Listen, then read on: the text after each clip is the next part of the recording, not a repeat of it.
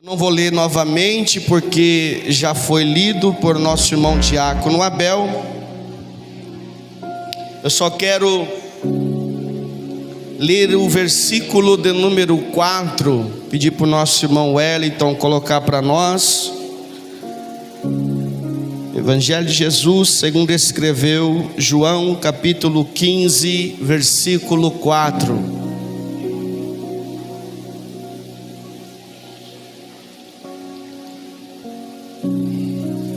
Nem comecei a pregar, a camisa já está suando. É a gordura que está indo embora. Ô glória! Não é não, Lazinho? É só água.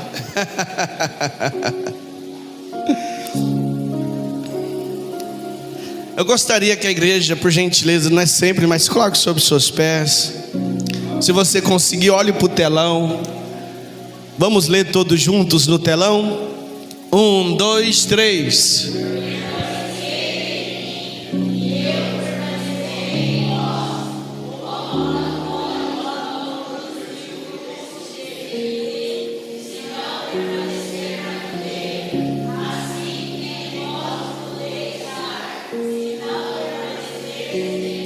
Amém. Toma o vosso assento. Feche os teus olhos, baixa a sua cabeça. Pai, nós te agradecemos mais uma vez nessa noite por teu amor, por tua bondade, por tua misericórdia. Estamos aqui diante do Senhor para compartilhar, Senhor, a tua palavra, Pai, que o Senhor tem colocado em meu coração quanto à igreja. Que eu diminua, que o Senhor cresça, que o teu nome seja para sempre exaltado nessa noite. Em nome de Jesus, amém e graças a Deus. Amados, na semana passada, no domingo, nós tivemos aqui a reunião com o nosso pastor presidente, juntamente com o conselho do nosso campo. Então, eu não ministrei a palavra. Na semana retrasada, eu disse que eu tinha concluído a mensagem que eu iniciei em Provérbios capítulo 28, versículo 13, sobre 3 fases ou 3 atitudes que nós precisamos ter para alcançar a misericórdia de Deus. Falei sobre reconhecer que somos pecadores, confessar que somos pecadores e deixar o pecado que nós cometemos, e assim alcançaremos a misericórdia.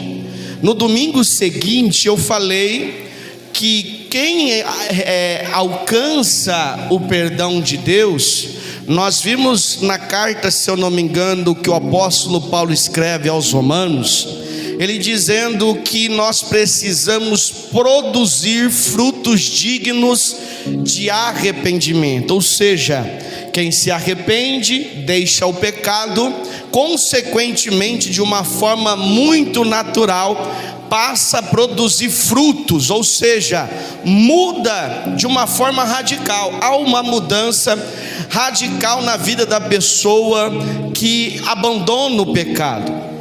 Eu disse que eu tinha terminado ali, mas na mesma semana, na semana passada, retrasada, que hoje nós já estamos no domingo, do Espírito Santo de Deus ministrou para que nós pudéssemos ainda falar mais um pouco a respeito deste assunto, mas acrescentando para as nossas vidas algo muito importante, porque até então nós falamos de atitudes que nós precisamos ter para alcançarmos a misericórdia de Deus. E vale a pena lembrar que misericórdia é não pagar por aquilo que nós merecemos. Nós não merecíamos estar aqui, mas Deus, com sua misericórdia, nos perdoou e nos deu a oportunidade. Compreendemos que nós estarmos aqui, não há mérito nenhum nosso, porém o mérito é de Jesus, que morreu na cruz do Calvário em nosso lugar. Compreendendo isso, nós passamos a ter comportamentos e atitudes diferentes para que a vida antes de Cristo não dê continuidade com a mesma vida após conhecer a Cristo. E vale a pena frisar um ponto aqui, meus amados, que conhecer a Cristo não é o mesmo de saber quem Ele é. Jesus, Ele tem o interesse de se revelar às nossas vidas. E escute, não há como Deus se revelar a uma pessoa longe da sua palavra. A palavra de Deus é a forma que Ele escolheu se revelar às nossas vidas. Então, uma vez que Deus escolhe se revelar às nossas vidas por intermédio da sua palavra, então a palavra precisa fazer parte da minha vida. Porque você não leva para a sua casa alguém que não conhece você ou que você não conhece. Existe um monte de pessoas na cidade de Promissão que, se você chegar falar assim, você sabe quem é o pastor Levino? A maioria vai dizer, eu sei quem é. Mas você conhece? Não, eu sei quem é. Algumas pessoas têm chegado até mim e dizem, eu vi tal pessoa e ela disse que acompanha os seus vídeos nas redes sociais, só que ele não te conhece pessoalmente, mas acompanha os seus vídeos, ou seja, sabe quem é, mas não me conhece. Porque conhecer é conviver. E aí nós precisamos entender esse princípio, meus amados, porque se eu não tenho o interesse de ouvir a palavra de Deus, de sentar para aprender a palavra de Deus, eu nunca vou poder dizer que eu conheço a Deus. Nós só conhecemos a Deus pela sua palavra. E como é que eu vou me relacionar com Deus ou ter experiências com Deus fora da tua palavra? Não tem como. É por isso que muitas vezes nós dizemos que nós não ouvimos Deus, porque Deus, Ele vai falar conosco por intermédio da sua palavra. É a palavra de Deus que traz a revelação dele para as nossas vidas. A mensagem que é pregada nesse altar, você pode passar alguns anos que você ouviu e talvez até esquecer da forma que foi ministrada, mas em um dado momento, talvez você passando por uma circunstância, o Espírito Santo de Deus que ministrou no seu coração através desse altar, vai fazer você lembrar da mensagem que o Jesus pregou, da mensagem que o nosso irmão diácono Abel pregou. Mas o Abel pregou isso faz uns 5 anos, mas o Espírito traz a nós aquela mensagem. Por quê? Porque aquela mensagem vai servir para aquele momento. Agora, se eu não ouço a mensagem, não sento para aprender, não tenho um relacionamento com ela, como que o Espírito vai falar dentro de mim se ele fala através da sua palavra? Esses dias o nosso irmão Orlando, chegando no culto, eu sentado lá onde está o nosso irmão Wellington, ele falou algo de uma coisa que eu preguei e eu não lembrava. Ele falou assim, não, mas foi você que disse isso. Mas eu não lembrava, mas ele lembrou. Por quê? Porque naquele momento, talvez, ele estava passando por algo na sua vida interna, que fez o Espírito Santo fazê-lo lembrar daquela analogia que eu usei, para trazer para a sua vida. Que eu disse, ele disse assim, que eu falei, o que é mais perigoso, ou o que é mais difícil de você lidar, é com um trator que anda no matagal, ou com o cupim que está escondido dentro da madeira? E às vezes nós nos preocupamos com as coisas que estão grandes diante de nós, mas o que está corroendo a nossa vida espiritual é o cupim que está oculto e que às vezes nós não percebemos. Foi isso que o Orlando falou, não foi isso, Orlando? Eu lembrei. Então, ou seja, o Espírito Santo vai fazer isso. E aproveitando essa deixa, eu vos oriento, amados, vem para os cultos de domingo pela manhã. Escola bíblica dominical é para nós aprendermos a palavra, para em um dado momento o Espírito nos orientar. Além do Espírito nos orientar, nós sabemos como nos relacionar com Deus. Por quê? Porque a nossa oração só é ouvida quando está de acordo com a palavra. Quando Deus disse lá para o profeta Jeremias, usando o profeta Jeremias para profetizar aos cativos da Babilônia, dizendo a eles: eu vos darei um fim que vós esperais. Deus estava dizendo: o que você espera é o mesmo que eu quero. Então, quando o nosso desejo está de acordo com a vontade de Deus, acontece, mas quando não está, não vai acontecer. Por quê? Em Isaías capítulo 55, versículo 8, a Bíblia nos diz que os vossos pensamentos não são os meus pensamentos, nem os vossos caminhos são os meus caminhos, diz o Senhor. Então nós entendemos que a palavra de Deus, ela precisa ser prioridade para aquele que entende que é cristão. Nós não podemos achar que nós seremos cristãos se nós não dermos prioridade à palavra de Deus. Até às vezes, quando está muito corrido e não estou tendo tempo de meditar um pouco, eu coloco uma pregação, ponho o fone no ouvido e vou ouvir a mensagem. Por quê? Porque a palavra de Deus, em todos os momentos, ela vai trazer vida para dentro de mim. Da mesma forma que a palavra de Deus traz vida, quando eu não me alimento da palavra de Deus, é muito natural o mundo querer alimentar o meu interior, porque nós somos carentes de sermos alimentados por alguma coisa. É por isso que a Bíblia se apresenta como pão que alimenta, que mata a fome. Da onde? Da nossa alma. A nossa alma, ela é constante faminta e ela precisa ser alimentada.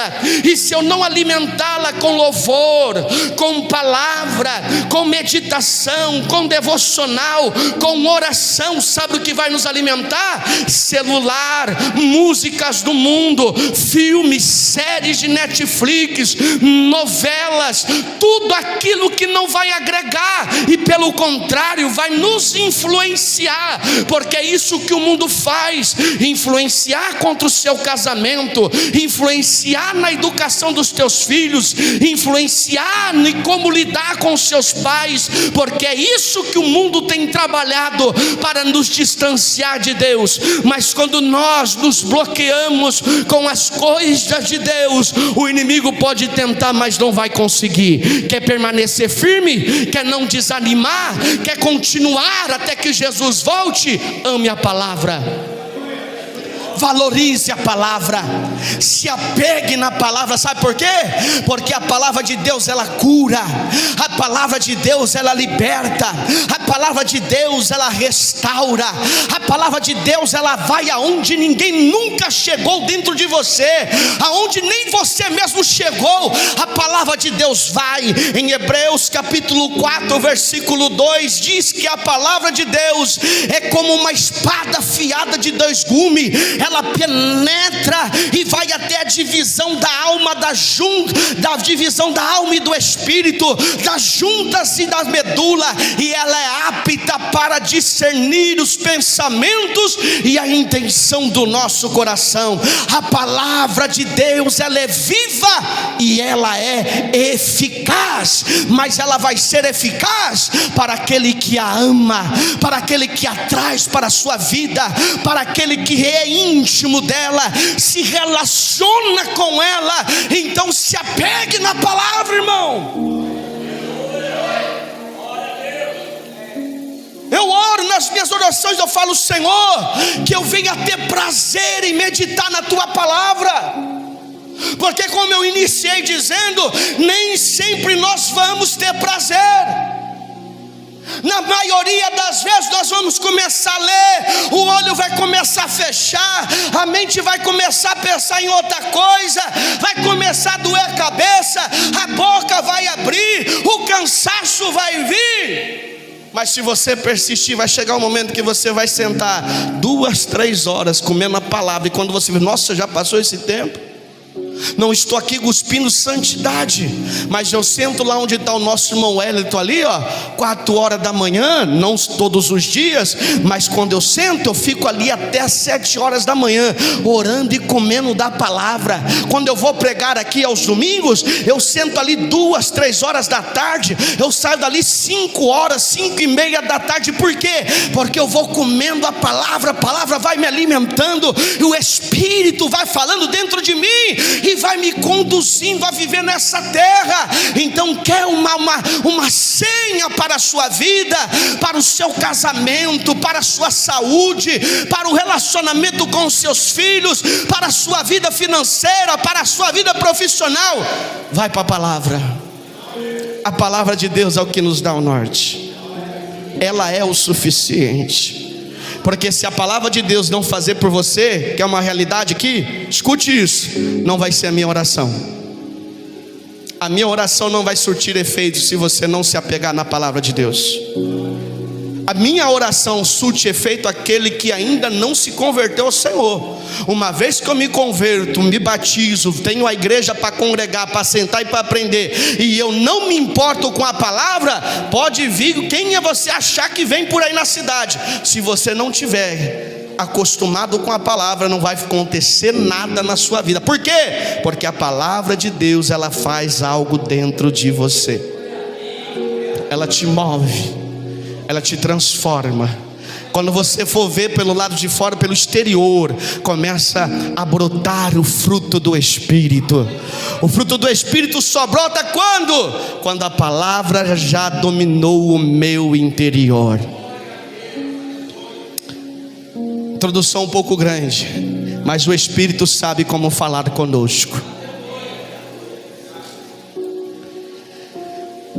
Quando nós dissemos no domingo retrasado sobre nós produzirmos frutos dignos de arrependimento, nós precisamos entender que por nós mesmos não temos capacidade de produzir fruto nenhum.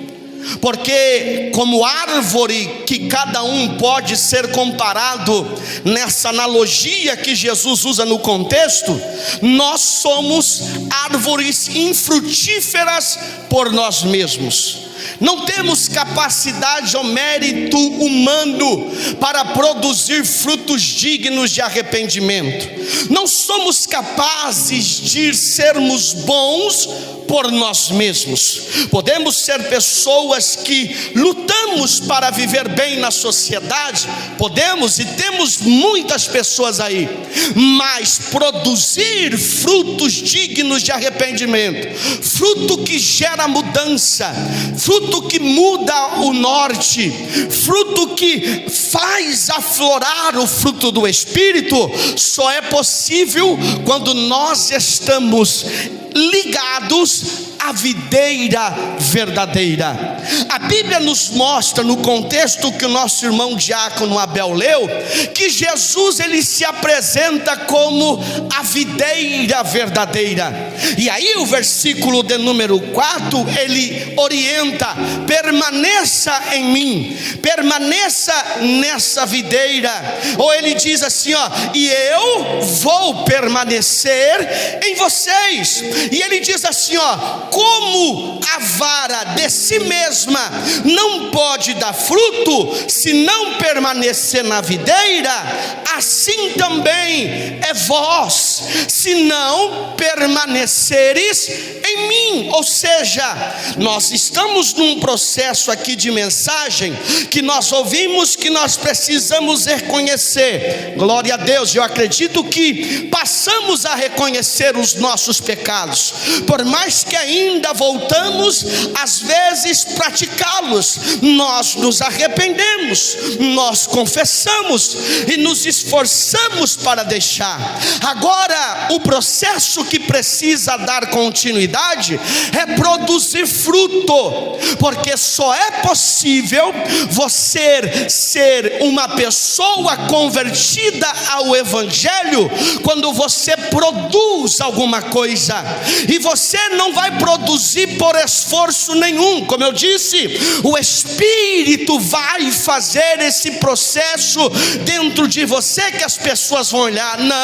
Não é o mesmo Orlando que um dia eu conheci, não é o mesmo Júlio que um dia eu conheci, não é o mesmo Moisés que um dia eu conheci. Para o Moisés talvez possa parecer o mesmo, mas quem está vendo, ou seja, quem está se alimentando do fruto do Espírito que está sendo gerado na vida de Moisés, é que vai dizer: ele mudou, a fala dele é diferente, o comportamento é diferente. Hoje ele ora mais, os filhos passam a ver ele orar, a esposa passa a ver ele mais tempo com a palavra de Deus, os filhos veem o comportamento de mudança, e isso é um sinal de que ele está ligado à videira verdadeira.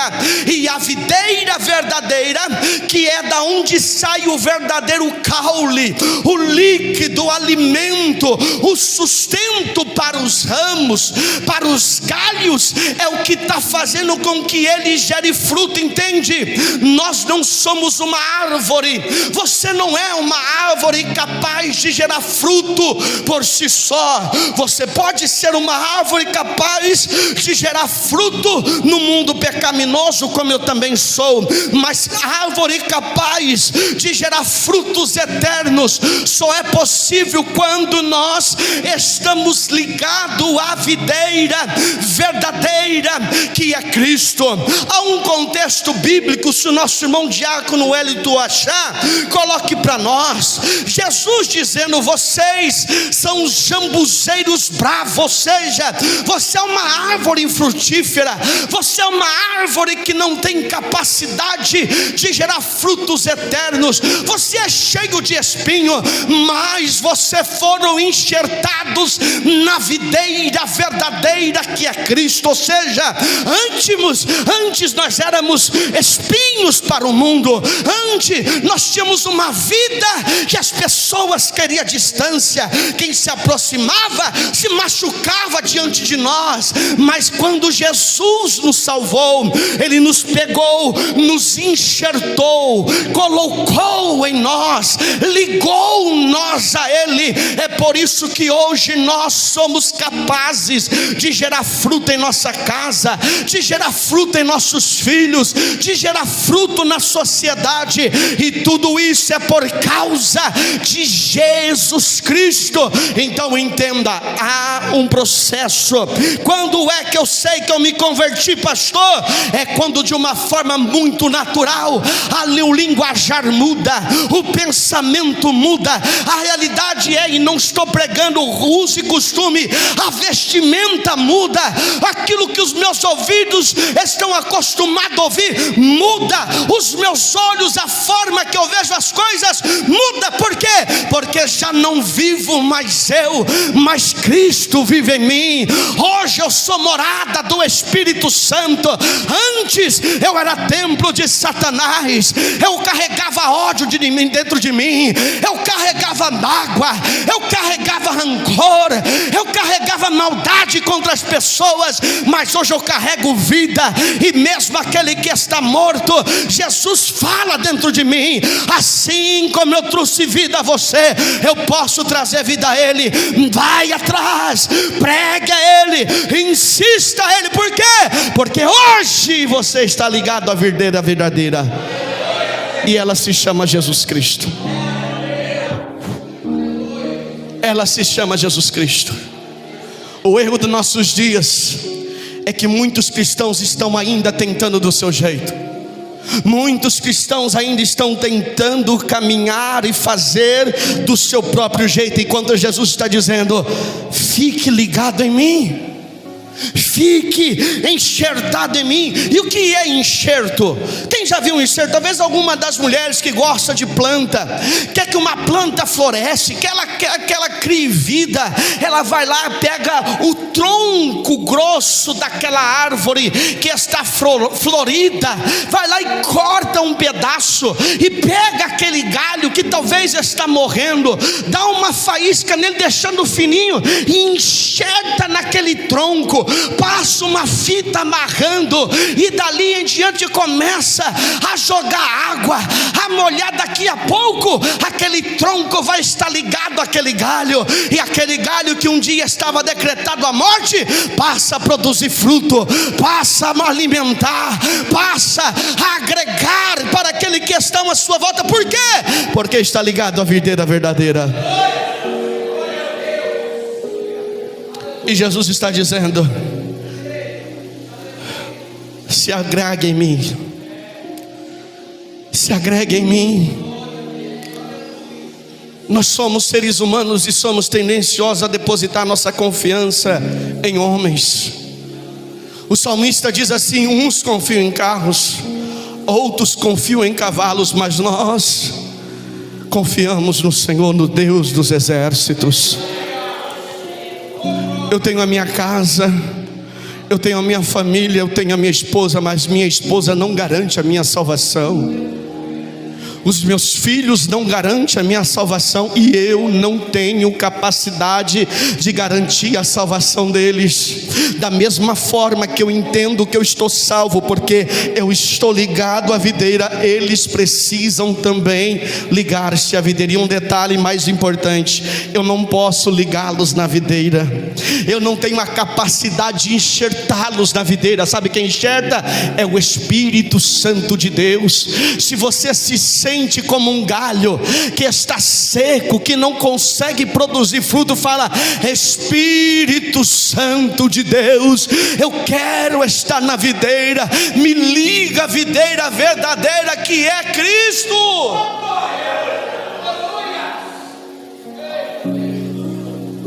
Tudo se resume a Cristo. Só que tem um processo e um detalhe que acontece quando um galho é enxertado em uma árvore, e que o contexto nos mostra isso, que o nosso irmão diácono Abel leu. É que passa um tempo, o cultivador, aquele que rega, aquele que esterca, aquele que cuida, que é o próprio Deus apresentado no contexto,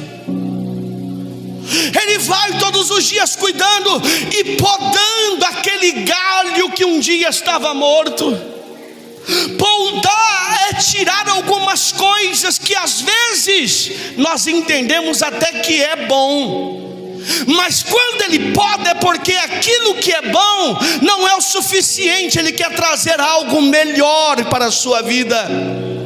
E às vezes tirar pedaços, tirar coisas em que nós estamos acostumados em nossa vida, como eu estou dizendo, mudança de fala, mudança de pensamento, mudança de comportamento, mudança de intenção. Tudo isso são coisas que o cultivador vai tirar tempo após tempo, e às vezes vai doer, mas ele está tirando por quê? Porque pode ser bom, mas ele está dizendo: eu vou trazer algo melhor para você, porque aquilo que é bom no momento não está te ajudando a produzir frutos, mas o que eu vou trazer, além de ser melhor, vai te fazer gerar frutos.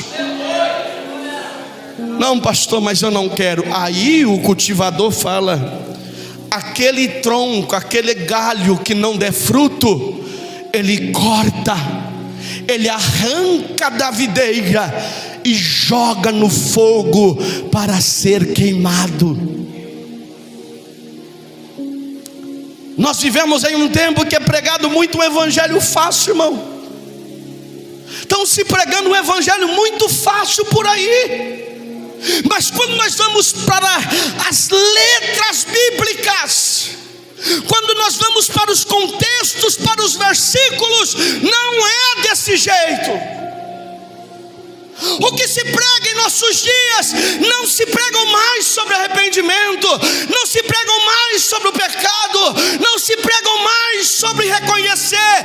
nós somos, pelo contrário.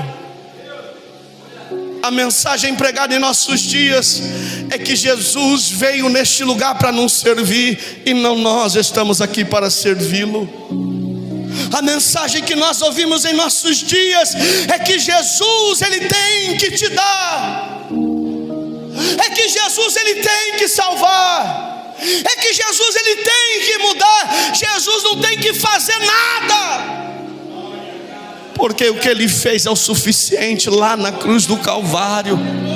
E se a crucificação de Cristo não poder fazer nada por sua vida, por sua casa, por sua família, nada vai poder fazer. Mas estão pregando um evangelho mentiroso por aí, e muitos estão sendo enganados, porque é natural que nós, seres humanos, incluindo eu, queremos facilidades. E quando os ouvimos falar sobre o Deus eterno de uma forma fácil, nos chama atenção. Um evangelho aonde não é mais sacrifício, dizem até, distorcem até a palavra, traz uma meia verdade, como Satanás fez no Éden, enganando a Eva. Traz uma meia verdade dizendo o quê? Que Jesus já pagou o preço por nós, não precisamos pagar mais nenhum preço. É uma meia verdade. Quando a Bíblia diz que Jesus pagou o preço por nós, significa que nada do que nós podemos fazer ou nos esforcemos para fazer, somos capazes de nos salvarmos por nós mesmos. Por quê? Porque Ele já morreu por nós. Mas nós precisamos dar manutenção em nossa salvação. O último versículo do livro de Daniel, Deus fala para Daniel: Daniel, tu porém vai até o fim. Não é aceitei Jesus, reconheci Jesus, desci as águas, eu estou aqui ouvindo a pregação, estou ouvindo o ensino, mas não gerar nada dentro de mim. É tronco seco que vai ser cortado. Essa é a verdade bíblica. Vai ser cortado e vai ser lançado no fogo. Ah, pastor, mas Jesus é amor. Ele é amor, que Ele entregou o Filho dele por você. Mas Ele também é justiça, Ele também é juízo. E quer um detalhe? O nosso senso de justiça. Eu vi esses dias, eu fiquei triste. Um homem que eu gosto muito de ouvir ele, e ele falando que Deus, pelo que eu entendo do amor de Deus, Deus não vai deixar o povo sofrer no inferno. Eu falei, meu Deus. O nosso senso de justiça para Deus é considerado como trapo de imundícia. E sabe o que é trapo de imundícia que Deus fala em Isaías? As mulheres não usavam absorvente, era trapo de pano nos dias de menstruação. E aquele trapo de pano, quando enchia-se de sangue, trocava o tempo inteiro, porque puxava muito sangue o tempo inteiro. E aquele trapo era jogado longe, porque era considerado impuro. E aí Deus fala: a sua justiça é como esse trapo de pano e trapo de imundícia. Diante de mim, a sua justiça é isso aqui, ó. Então pare de querer dizer quem é Deus. Deus já se revelou pela sua palavra. Vai pela Bíblia, o que a Bíblia diz. Não é o que eu penso, não é o que eu acho, não é o que eu quero, não. É o que a Bíblia diz. E o que a Bíblia diz é que o inferno, ele é real, e muitos vão entrar pela porta larga, achando que é o céu, e vão para o inferno.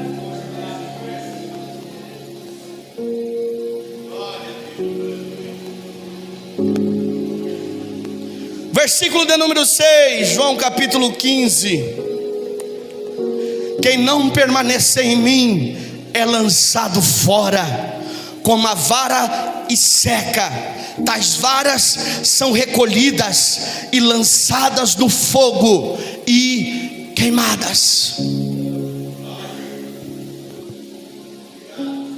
Deus não mima ninguém, irmão. Para Talvez seu pai te mimou, sua mãe te mimou, talvez seu esposo te mima, sua esposa te mima, mas Deus não. Seu pastor, talvez até seu pastor te mima, seu líder também te mima. Nós somos assim, irmão. Não queremos perder ninguém, às vezes nós ficamos mimando um ao outro para segurar, mas Deus não. Está aqui, ó. Está aqui. Deus não mima ninguém. Quer? É isso. Não quer? Eu já usei esses dias, eu vou falar de novo. Um dia Jesus trazendo uma palavra forte, o povo começou a levantar e ir embora. Pedro chegou em Jesus. Ô Jesus, a palavra está meio pesada, o povo está indo embora, ó, vai devagar aí, diminui um pouco, senão vai ficar sozinho. Vai com eles. Está preocupado? Vai junto. É isso que Jesus fala, irmão. Mas nós, é muito natural, nós somos assim. Eu estou aqui, meu pai é o meu pai físico e é meu pai na fé também. Só que eu sou sincero em dizer, meu pai mimou eu demais, irmão. Mimou eu demais. E tem muitos pais que estão mimando os seus filhos, e quando os seus filhos crescer, vai achar que Deus é que nem você para ficar mimando ele. Deus não mima ninguém. Não mima ninguém. Quer? Estou aqui. Não quer? Vai viver sua vida. Não sou eu não, é a Bíblia, irmão. O céu está aqui. Não quer? Tem um inferno. Então nós precisamos abraçar essa verdade. O Evangelho é compromisso, o Evangelho é sacrifício, o Evangelho é renúncia, o Evangelho é cruz. Jesus foi quem disse, não foi apóstolo. Até se fosse o apóstolo é considerado porque é bíblico. Mas Jesus disse, aquele é uma escolha sua que quer vir após mim. Primeiro, negue-se a si mesmo. Toma a cada dia a tua cruz e vem atrás de mim. Não é obrigado, mas se quer, tem uma cruz para você aqui, ó. Não quer? Continue vivendo a sua vida sem problema nenhum. Até o Isaac aí eu falei para ele, rapaz, você tem que me obedecer. Se crescer mais um pouco, daqui a pouco ele está maior do que eu. E daqui a pouco se ele peitar, eu não dou conta de sair no braço com ele me respeita.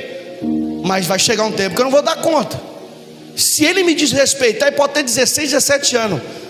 Vai ser valentão lá na rua lá. Vai viver a sua vida. Nenhum pai quer um filho que fica batendo, agredindo dentro de casa. Nenhuma mãe quer um filho que fica agredindo dentro de casa. Rebelde. E Deus vai querer? Deus é obrigado a querer? Não, irmão. Esse evangelho não é bíblico. E se de repente talvez há quem diga ao contrário, me apresente o evangelho bíblico que possa responder às suas verdades. É a Bíblia. Esse é o nosso evangelho. É esse que vai nos levar para a eternidade. É ele que nós vamos chegar na eternidade.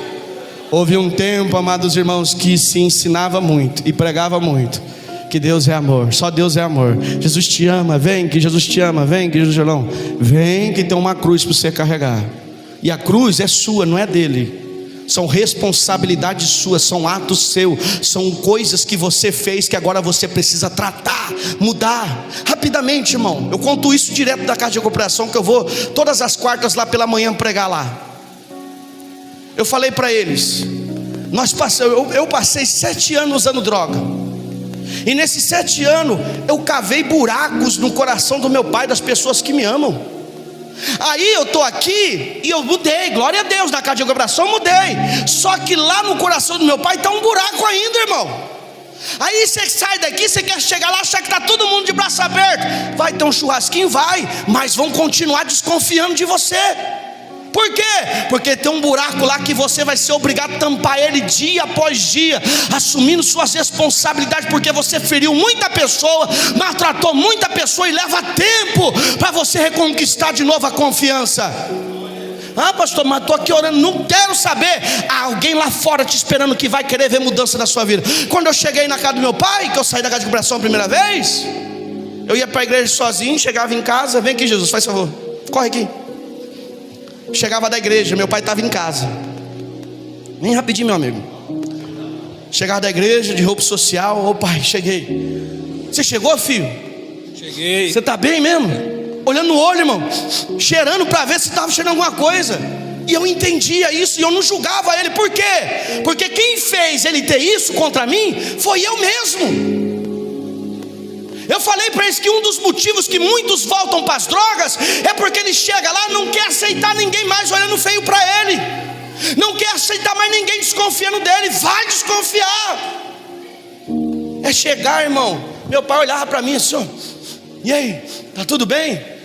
Deixava dinheiro na mesa para ver se eu pegava, ver se tinha mudado mesmo. Deixava dinheiro lá para ver se eu não pegava, se o dinheiro ia sumir, porque antes deixava, sumia mesmo.